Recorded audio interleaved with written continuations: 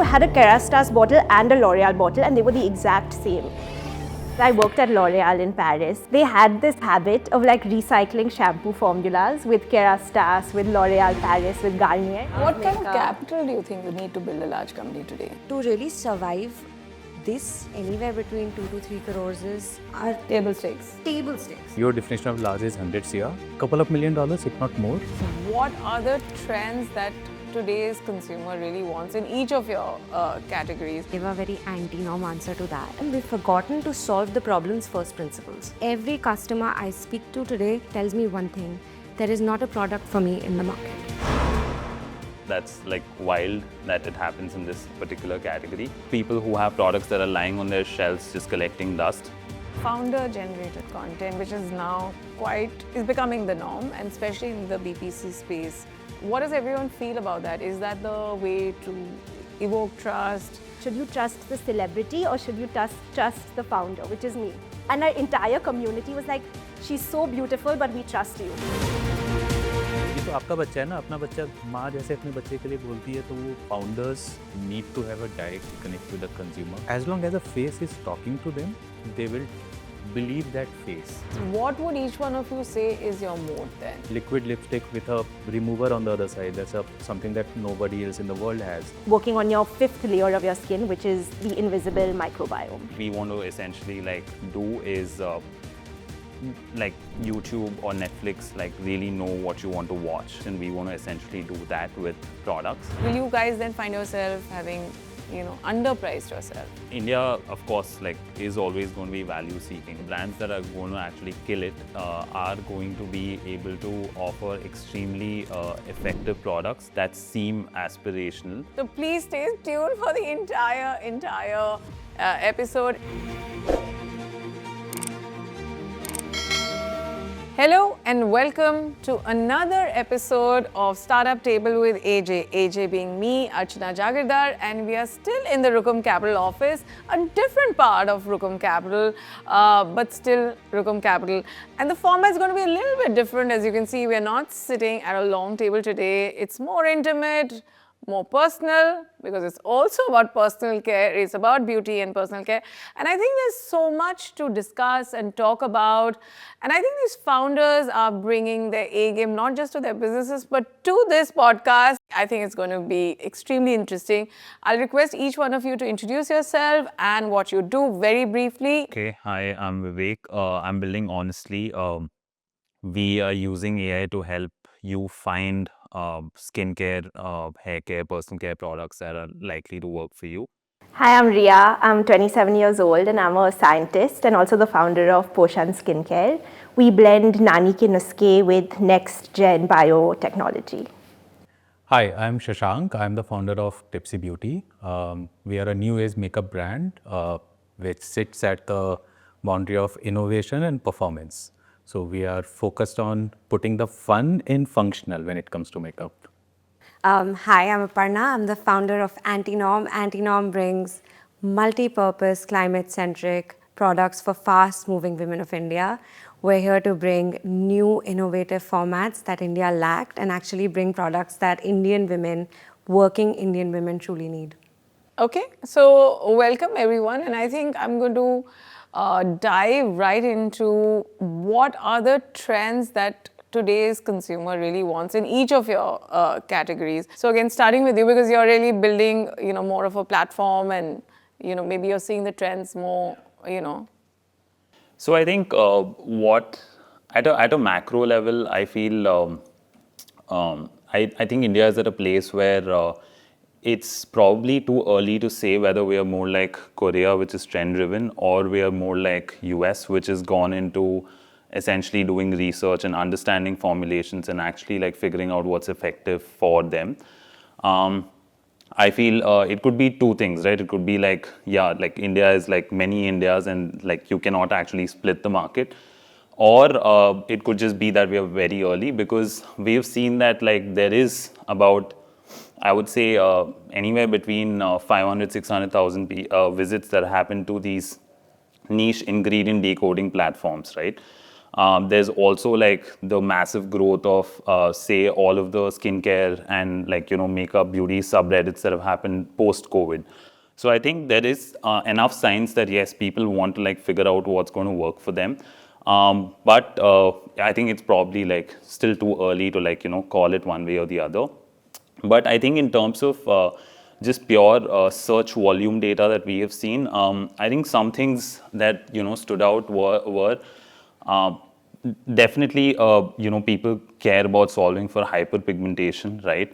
And I don't think it's about like skin whitening anymore. Yeah, I think back in the day when Dear HUL was promoting Fair and Lovely, there is a thing about pigmentation which is a real skin concern, Yeah. right? Hyperpigmentation.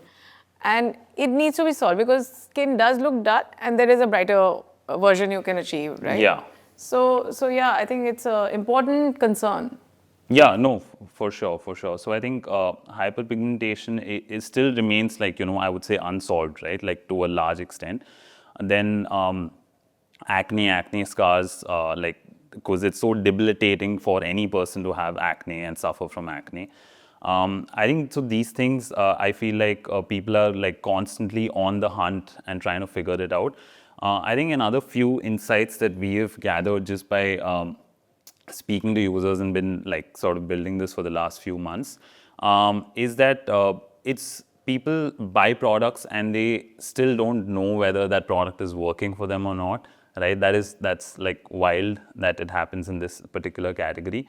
So there's enough people who have products that are lying on their shelves just collecting dust.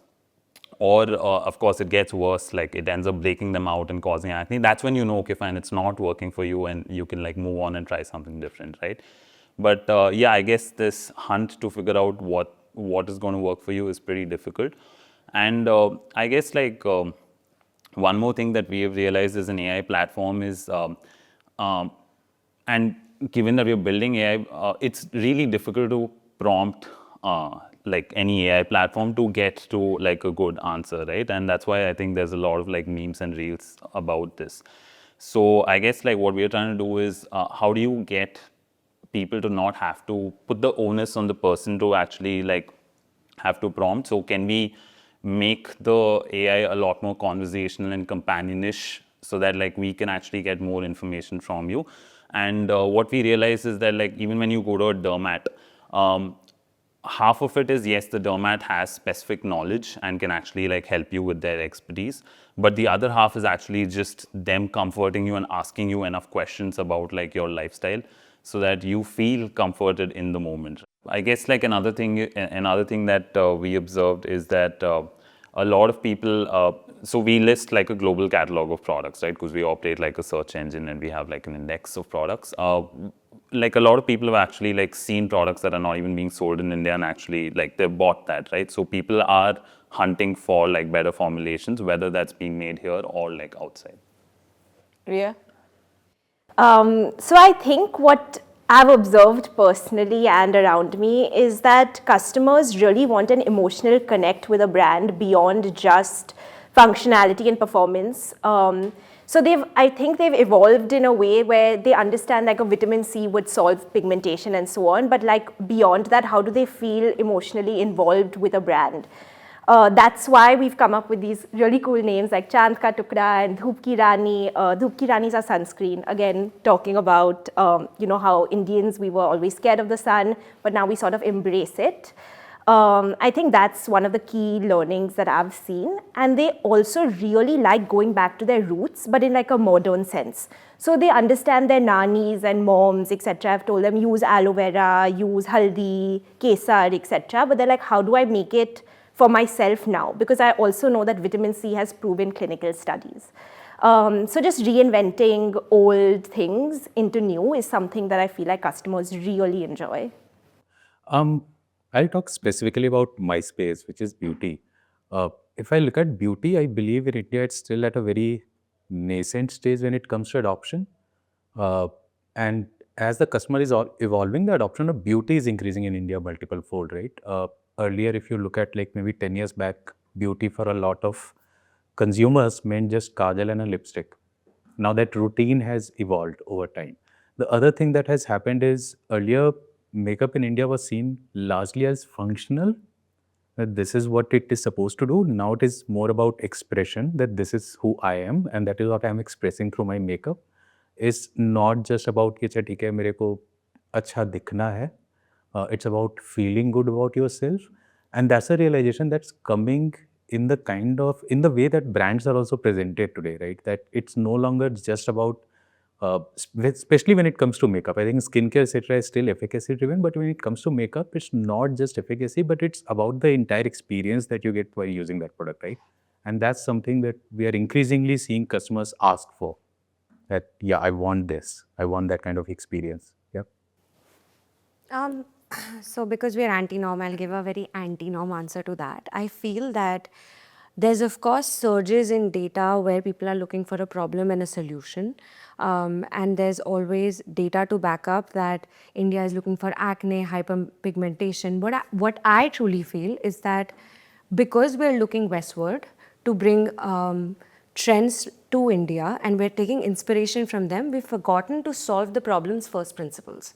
And when I say that is that first let's eradicate a large enough problem and then we can narrow it down via a funnel and a systematic way that, okay, let's narrow it down that this acne is a hormonal issue. How do we go about that? Is we first solve for the large enough problem that is our environment. So if we are exposed to dust, dirt, humidity, pollution, let's first acknowledge that, solve for that. Maybe that'll create a Venn diagram of people who actually truly need a solution for a specific problem. So I still feel the fundamentals are unsolved in India, which is very contrarian because everybody feels that, oh, India has so much clutter, but every customer I speak to today in 2025 tells me one thing: there is not a product for me in the market. You know, so I'll give you my personal example. So I used to go for a walk in the, height of summer every afternoon here in the park, okay? Until then, I had absolutely clear skin. And then I developed hyperpigmentation and I went to my dermatologist who gives me more than comfort, he gives me solutions. And he said it's because of pollution, not the sun, it was pollution. And as you age, your skin barrier becomes thinner. So pollution really, and before that, there were some products that were talking about pollution and, and I used to be like, oh, it's just a trend. I mean, they're just being, a bit too cute with the customer, trying to create insecurities which don't exist. But when I faced it, I was like, yeah, that makes sense. So I think the other question and the point about beauty and personal care in India is it at the top end of the price point? Is it somewhere in the middle or is it at the bottom end? I mean, where is the customer really interested in shopping in large numbers to build a large company? I'll start with you. I think I was actually discussing this with my co-founder wife. So what we realized is that India, of course, is always going to be value seeking, right? So the brands that are going to actually kill it are going to be able to offer extremely effective products that seem aspirational at almost like a mid-tier sort of a price point, right? What's that price point? I think whatever price point minimalist operates at is perfect. There's a reason that they blew up because, even people who otherwise are buying K-beauty or buying international brands, they don't feel like a discomfort in going and buying minimalist, right? They still think that it's within their sort of strata of purchases, right? Because the products are effective, the positioning is right, but the price point is at a place where repeat purchase can just keep happening, right? And then you have people who can aspire to it as well, and then they are also sort of buying it. So I think the whole masstige price point, I'm guessing the $700,000 sort of price point is where there is a lot more width. I mean, whatever I've seen so far, the mass is what dominates India, and that's what drives revenue if you really want to scale. And while everyone says, oh, there is premiumization and there's masstige growing and stuff like that, obviously that's where the large chunk of the business is. With regards to masstige, I mean, Poshan is a masstige brand. I strongly believe that, when you want to add that additional value that mass brands simply cannot deliver in terms of active ingredients, in terms of innovative packaging, that's where a large market would like be attracted to your brand potentially. I think I agree with what both of them have said. If you look at the pyramid in India will always be largest at the bottom of the price point, right? Which is mass price point, right? So what is that price point again? I would say in beauty that would be 300, 400 rupees, right? That's the largest and by far the largest, right? My sense is that would easily be 50, 60% of the market. But there is a market that exists at every price point. And as a brand, what you are trying to do is give certain value that will make your customer aspire for your brand. And not attract discount seekers at that point, right? So even if you are, so for example, we operate in 600, 900 price point, and the goal is not to get that discount seeker, but goal is to get those people who are aspiring for a much higher quality or a much better offering. So I think Minimalist did this, like you said, right, perhaps wonderfully. If you can really crack that code, that's the time when you scale. But yeah, purely if you ask me in terms of brands or in terms of price point, there is enough data to say that yes, there is mass that exists and that is always going to dominate in India in the near term. I agree to that to a certain extent. I think 2020 to 2025 mass is where there was a large enough opportunity. People were just developing habits, looking for products that didn't exist in the Indian market before that, and only incumbents really dominated that space. However, now when we are looking at 2025, I truly believe that customers are value conscious. They aren't as much price sensitive to that degree that they used to be. And to that, I think I would answer that a little bit differently. When you say, how do you build a large enough business? There's two ways to do that. One is you really go out in a mass price point, which in personal care at this point, I think has graduate to a 500 rupees, 4 to 500 rupees, and then dominate that market like Minimalist did, very incredibly so. Or you focus on building a large enough brand that sustains past all the clutter. And we have to do that. We are not looking the customer acquisition costs as Minimalist did. We are today building in 2025 and looking at a price point which is a customer acquisition point that is much higher, a much more crowded space than at that time, lots of competitors. So I would say if you can bring value in a product, and I'm going to very unabashedly quote Antinom, is that when you bring 5 in 1, 6 in 1, 11 in 1 at a price point that is premium, somewhere between 800 and 1100, the customer recognizes that value. And that's what brings retention and long-term value, ultimately proving your business economics to be and fundamentals to be right and to build a large enough business in the long term. No, but I want to, sort of address this in a different way. See, the consumer changes in a way that is not visible when the change is happening. It's visible only after the change has happened, right? So when the premiumization is complete in this country, and you talked about value, I think there was a consensus of value for money versus lowest price, right? Bargain hunters. Will you guys then be in an awkward situation because it's about being, understanding the consumer need before the consumer knows it? So do you think about pricing from that perspective? Because even if you're giving value, will the consumer think that, oh, I must at least spend 600 to get quality or a high quality trend? Will that happen? And will you guys then find yourself having, underpriced yourself? So currently the way Poshan, the way we price ourselves is slightly higher than masstige brands. So for example, a Minimalist or a Dot & Key cleanser would be like 300 rupees, we're 495. What happens is, what we've been seeing from the customers a lot is them asking for a justification for that increased price point. Because firstly, we're building in categories that already exist. So they know what a cleanser costs, they know what a sunscreen costs. So if you're able to explain to them why we have added that sort of markup, they're interested. And I think it's a lot more than product, it's also about marketing. For example, the way that you position a product, who you associate it with, is what drives that aspiration, and you can price it at almost anything that you want at that point. Yeah, isn't that the goal? Yeah. I have a slightly different take, right? I don't think when we think of pricing, we don't think that, okay, this is where the competition sits as and hence we should sit there. It comes more from the top down, that you start with, okay, exactly what is it that we want to offer figure that out first of all. At what price point will customer value that proposition, right? So, and there have been, so for example, there have been products from our side which we figured out, okay, we cannot manufacture in India or cannot be done because the quality is not at par, and we got it made in Korea, and then that comes at a certain price. And we were confident that the customer will realize value in that product, right? So we will launch that at a higher price point. And we have seen acceptance of that product because the quality of the product is such that the customer is ready to pay for that. What is that product? So, for example, we have this product called Glossified, which is a melting lip balm, right? This is manufactured in Korea, in a lab in Korea. And it's at a higher end of price spectrum. It's close to 1,000 rupees. And that still sells very well for us, right?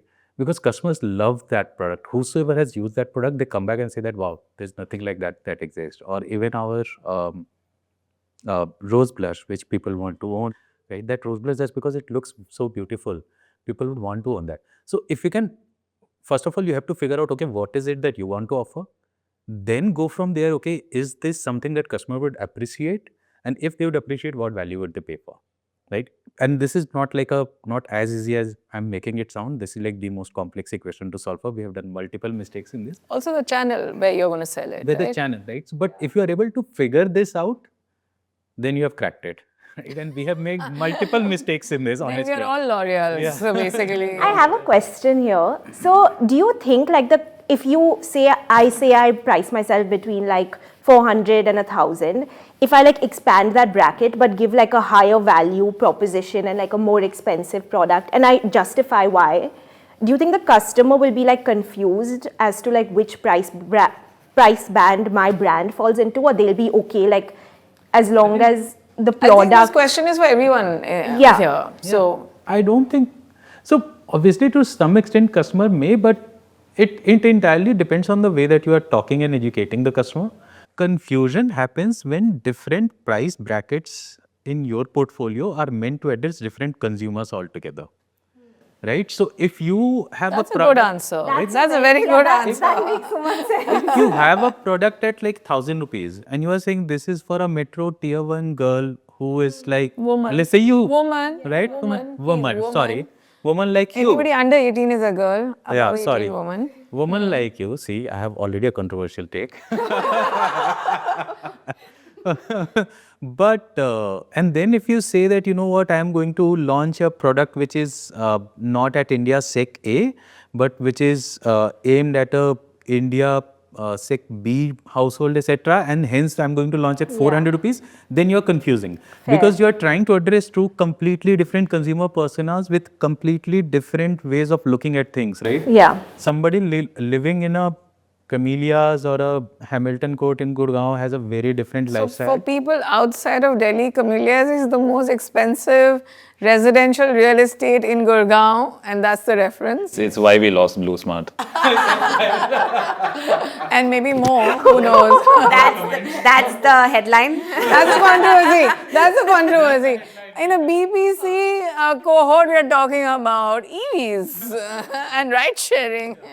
So, like I said, right, like, so if you are addressing that customer with one product and with another product you are addressing, let's say somebody in my hometown who was born and brought up, which is Motihari, right, some tier 4 city in Bihar, then you are going to end up confusing people about that, right? That so makes that sense. never do that. But I think that's why like a lot of the large conglomerates do different brands, right? Exactly. And they push down the same formulation down to like a...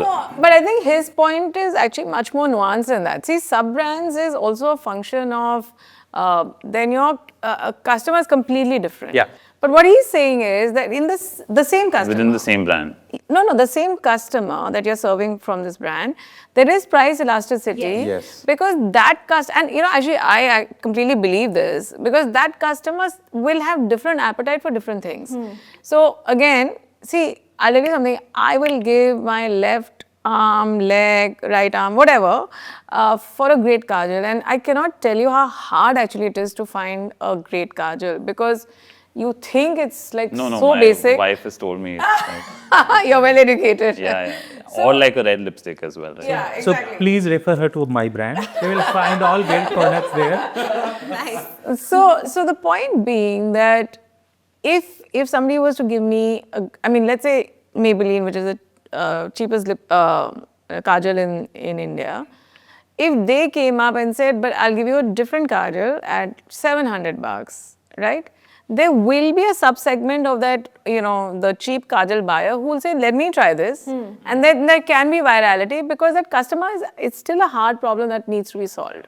I think too many people assume that all hard problems have been solved in beauty and personal care, but the truth is not. Yes, you wanted to say. I actually wanted to say something to the point because I worked at L'Oreal in Paris before I started Poshan, and they had this habit of like recycling shampoo formulas with Kerastase, with L'Oreal Paris, with Garnier. Now you know what L'Oreal is doing to us. No, I mean, everyone does it. I was at university and we were studying formulations, and we used to turn around the packaging, look at the inky, sort of reverse engineer how they make all of these things. And I had a Kerastase bottle and a L'Oreal bottle, and they were the exact same. And I was like, what is going on?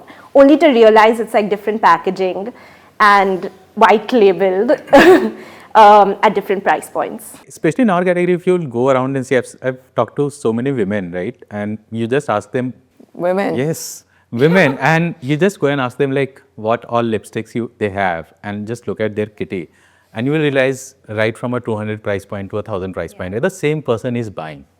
Right? So there is elasticity in the price range that they operate at. And then it's your responsibility as a brand to be able to justify that to some extent. But I think that is likely to change. So I was talking to someone who told me Cetaphil has a stock out issue, right? Of course. And they operate at what, like a 250 ml cleanser for $750, and they're growing 60-70% a year. That is insane. Right. But so I think this whole thing went viral with Cetaphil because see, initially dermatologists started putting it on the pad, and then the belief is that only they give you that perfect cleanse when you use a Cetaphil face wash. So I think that also really helped them. So I think I don't think it was intended by a dermatologist. I mean, they were not really a channel in that sense, but that stamp. They blew up on Twitter, by the way, last year because some men basically posted their skincare routine, and there was a Cetaphil, and men posting skincare routine in itself is like very wild. Yeah. And then like Cetaphil featuring consistently in like some repost and retweets, etc. And then that just blew We up. have a great marketing department basically. No I have comments. another thing to say here. I don't know. Just 1 second before controversies we love, but taking over the show, not so much. Sure. No, but do you have a take as well on this, and do you want to comment? And then, of course, you can go for it. I mean, I've been 4 months into the market, so I'm not going to sound like a veteran, but No, but you've been an investor, you've tracked trends, so. I believe value has so much nuance, at least in personal care, very different from color cosmetics. I do agree that your subcategories it's endless, to be very honest. In personal care, however, we have to be very thoughtful as founders, are we truly bringing any value to the table? If you can convince yourself, I say this to my team all the time, if we can convince ourselves that there is enough value to this product, the customer will absolutely recognize there is value. That's why today when we launch a product, it has 4 pillars. If it doesn't go through those 4 pillars, whether it's a trend or not, it won't hit the market shelves. Because I truly believe trends now, if you look at any trend that's happened in the last 2 years, it has a 90-day window. Yeah. For us, if we center our entire brand around a trend or even an ingredient, we're not here for the long haul. So my point to that is that we found a price point where we thought we'd be able to bring maximum value to the customer through ingredients, packaging, but not in the way that many conventional brands are doing, very much so utility centric. Is it adding value through the day? Is it actually delivering the formulation to the body in a manner where it's adding value? Not that it's just looking pretty. Is it providing instant results? And is it actually truly multi-purpose? Can they use it for many things in their day? If you can convince that value proposition to a customer, you can charge them a premium for it. Absolutely. That's very simply, Absolutely. India is getting premiumized. There is a reason that today my 16-year-old niece is using a 1,000 rupee shampoo. Everybody is graduating to understand ingredients better and really understand what suits them. And to charge a premium for that, I think is totally reasonable. But again, coming back to my original point, if we can truly convince ourselves we are bringing value to the table, not just putting fancy labels and pretty packaging on the table, then we can easily convince the customers as well. So in this business, what would each one of you say is your moat then? For Antinorm, I think the major moat is data. We're built on a data model. We understand the customer sentiment way better.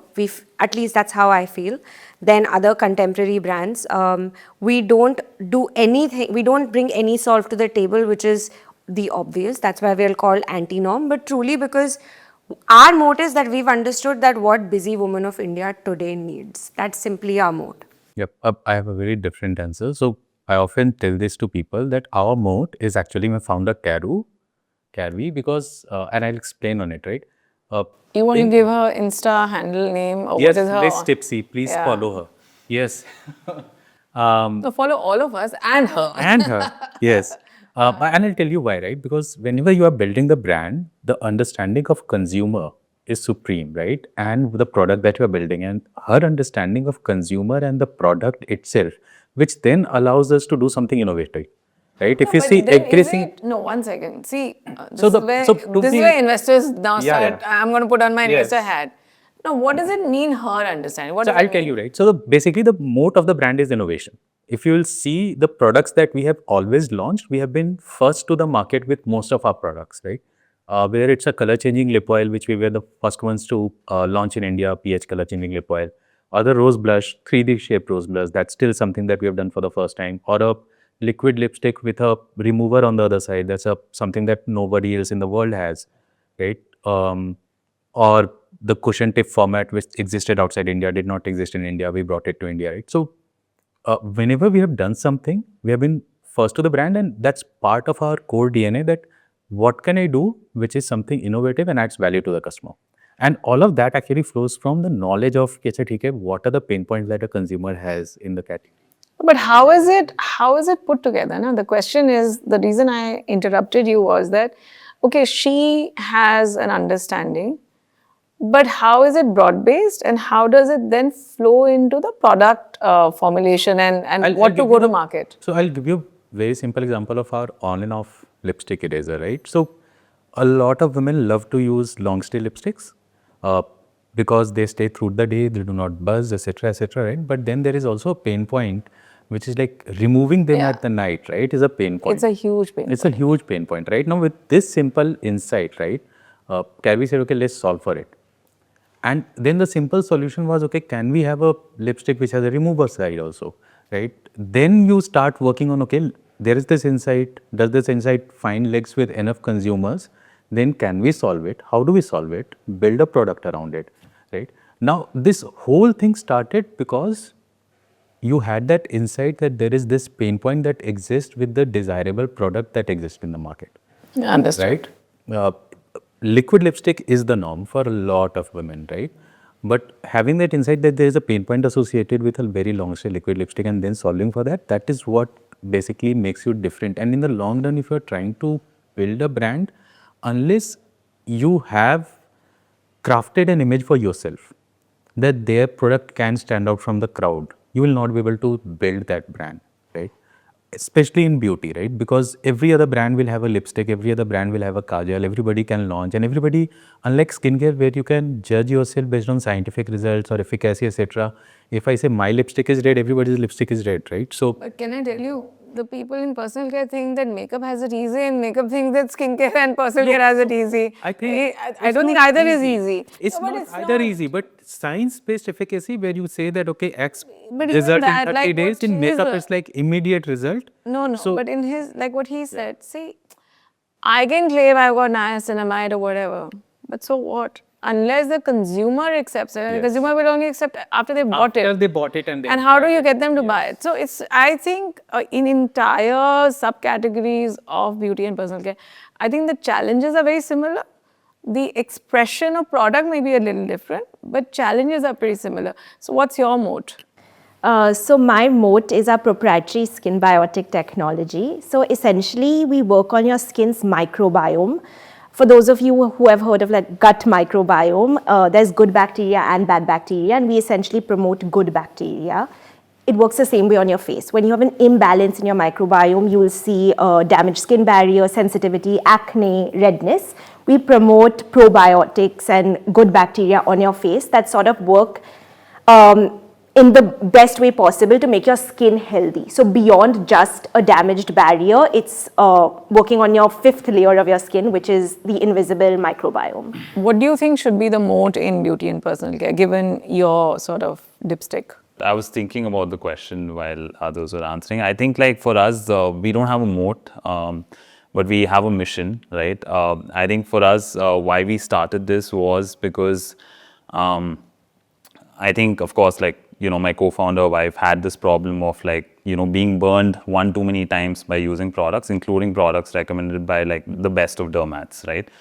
And what we realized is that for far too long, I think the industry is operated on the fact that like brands with the biggest marketing budgets have won, right? And I think what we want to get to is a world where like the best products, which are like really effective, they actually reach the people who are actually looking for them based on either their needs, conditions, goals that they may have.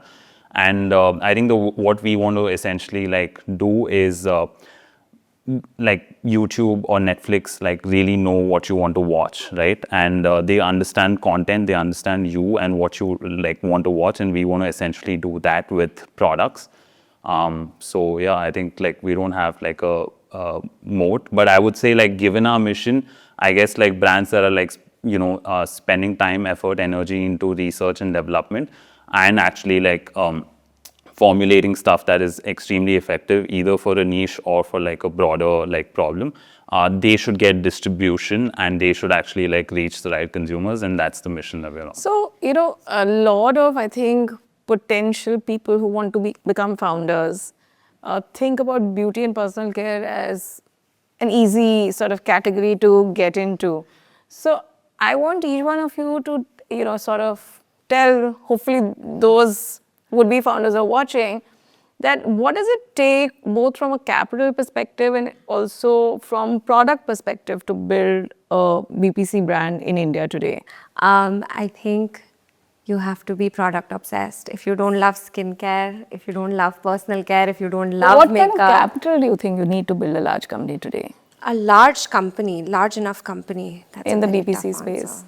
Aparna, you've been an investor. Come on. Of all the people in this room, you can answer that question. I mean, I'll give the true answer actually today. CACs are really, really high in our space. There's a new company every day in the market, both in color cosmetics and in personal care.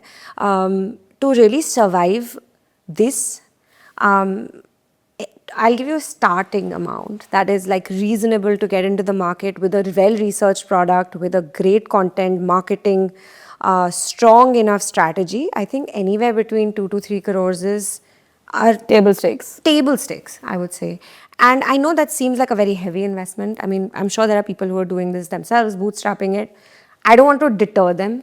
It's not that that's what you need to make a big enough company. But I think you need to put in that extra hard work now before. It's not like you come to market with one product and we'll figure it out how it goes and we'll see and we'll learn. There is room for that. If you're smart and you lack the resources to do that, you can absolutely understand it through data. But the learnings I got after getting the market uncomparable. Like any assumptions failed. And today, what I see in the market, capital is absolutely the need of the hour for getting to the right customers, given the noise that exists on the social media. Yep. I actually just want to speak to that because I was building Poshan for a really long time as bootstrapped. And I always thought that, why would I need external capital to make this work? Like, I want to do it. Yes, please tell us. No, that was actually my mindset. And I spoke to a bunch of founders who had gone the bootstrapped way, even in like 2020 when the full boom happened.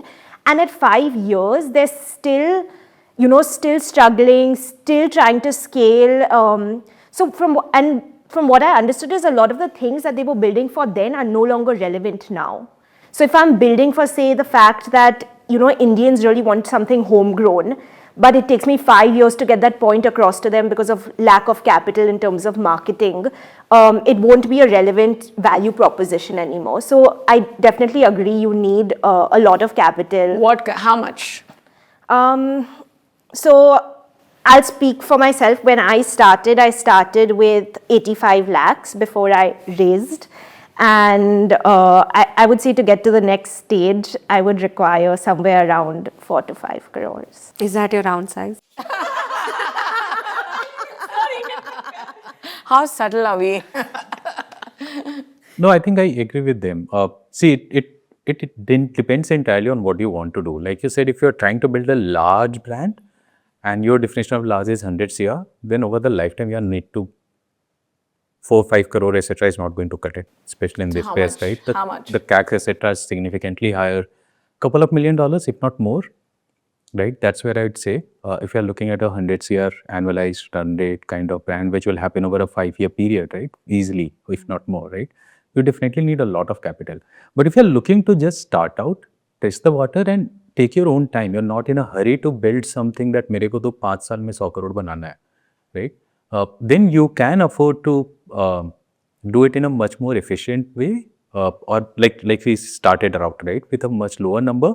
The only question, like you very smartly put it, right, that will your thesis be relevant 5, 6, 10 years down the line, right? If you're very sold that yes, my thesis will continue to be relevant 10 years down the line also, then you build it for 10 years, right? That's the journey that you're signing up for. Yeah, but I think first of all, I think nobody has that luxury anymore. And second is that even 10 years, you still have to get to your customer quickly enough. Yes. If you don't... Yes. If you miss the bus, you miss the bus. I mean, as we say eloquently in Hindi, jungle mein moor nacha kisne dekha, it is that. I think I agree with like the... Okay, I think I would agree with her.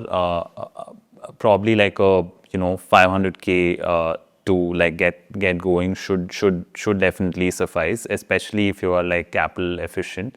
I think one thing that we are dabbling with now, and we also perhaps have to do is like create our own content, because I think like there's one thing we've realized, and I guess like Kunal has been shouting this for the longest time, is that there is a huge trust deficit in the country, right? And now I don't think influencers can buy you that trust either, right? So you have to sort of like go direct and actually like build that trust yourself, because you can't, I mean, of course you could like run ads, but I don't think that it's wise to run ads on like revenue that you don't have, right? And like just burn money on running ads before you actually like see some signs of PMF and like repeat behavior. So to get to like people, you probably need to like, build your own sort of distribution and like very directly and authentically. So maybe like, 500K should sort of suffice. But of course, like, I don't know about like, how do you build retail distribution?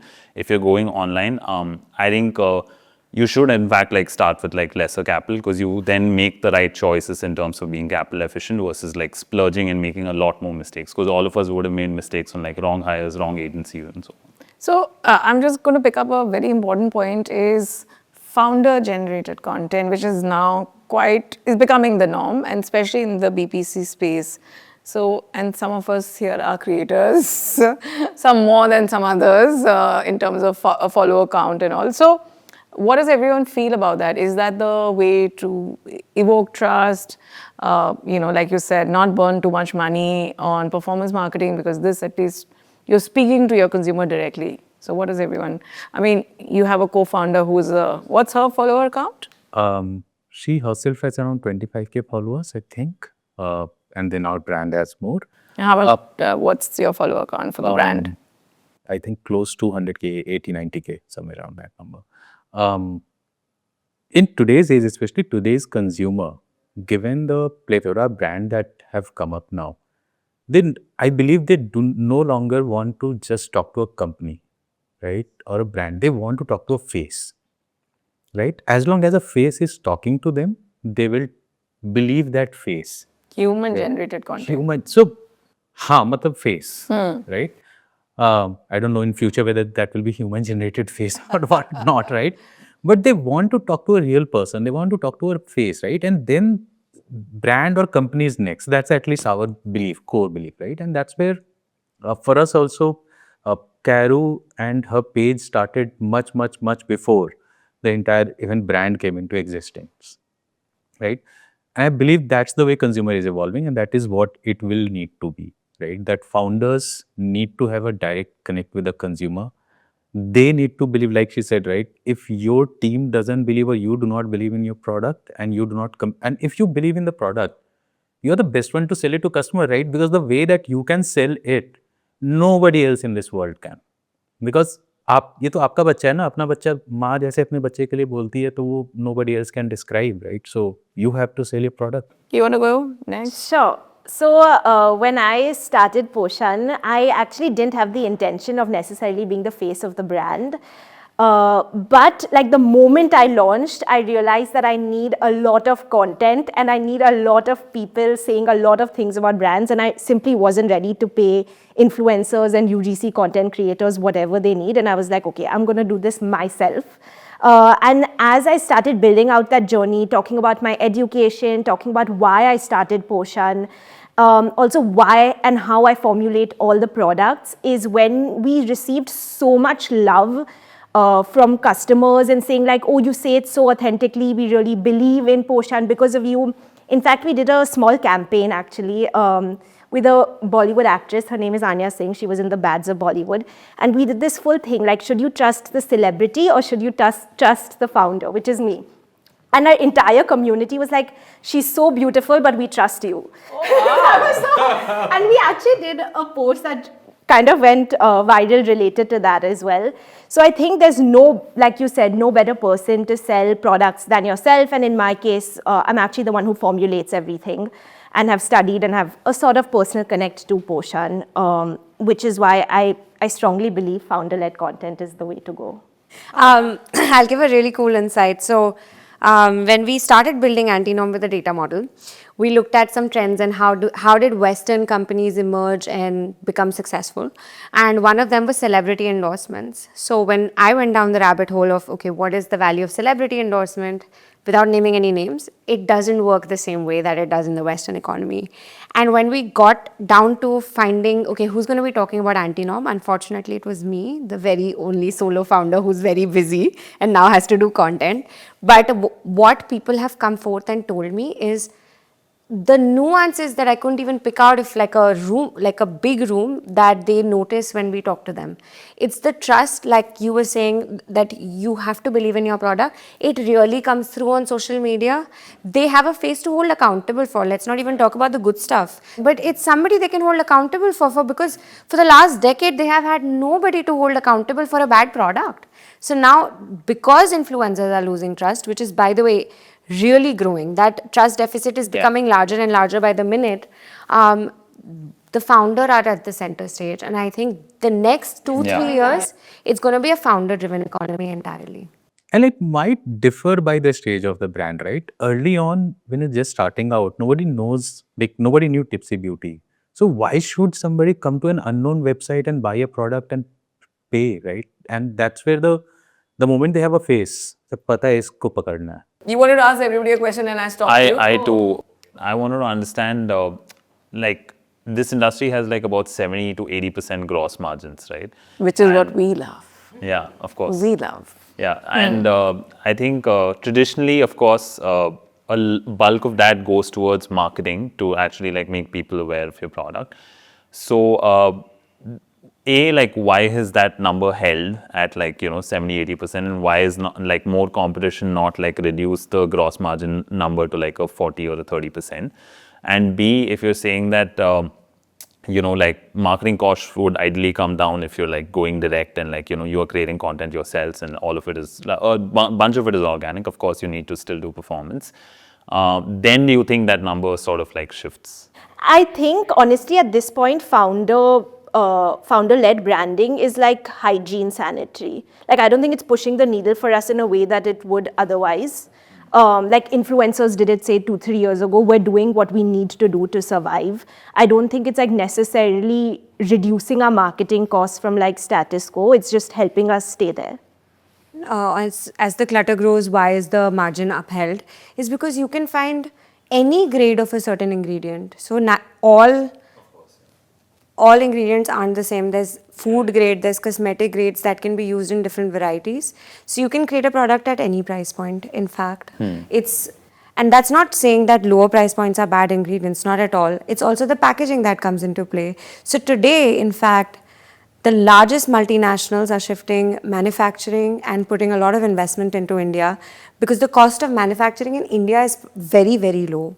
Manufacturing is super commoditized. So the margins will actually increase, not decrease over the period of time as it gets more and more commoditized. So large enough and chunk of that opens up room for marketing for us. You're absolutely right. And we can control that. You know what we do? We often forget we can control our CM2s as beauty founders, all D2C founders. No, but in all products, see, the raw material is always commoditized, right? Now the question is, what are the other efficiencies you can bring in? That is what leads to your COGS really. So what happens is, if let's say your so beyond the input cost of the raw material, it's the manufacturing process. Are you outsourcing your manufacturing? That'll add to your COGS, right? Automatically. But if you've got it in-house, you can really work. My belief overall for startups is, I don't think enough attention is paid to this, that how do you continue to decrease your COGS and increase your gross margins? And it's entirely a business function without, sort of letting go of the quality you want to give to your consumer. It's your working capital, like what kind of working capital, you're able to manage. So it's really a business part of it. It's got nothing to do with the quality of the product per se. But, by the way, we are almost out of time, but normally what we do have is that the tables turn and you guys can ask me questions, but clearly nobody wants to ask me questions. But if anybody has one or two final questions, we'll quickly take that because we're actually now completely out of time. No, but I figured out you want like a good kajal, like that. I cannot tell you what a hard problem it is. And I'll tell you the reason it changes also. I think we discussed pollution, we discussed, because so much of how India has changed. So what could have worked as a kajal, as a product, let's say even 10 years ago, doesn't work today because your eyes are drier, because we are using more So our use cases have also changed, right? So the product has to keep up. I can't buy the same kajal. It just goes away in like not even half a day. Your problem will be solved soon. Oh, yes. Who's solving it first?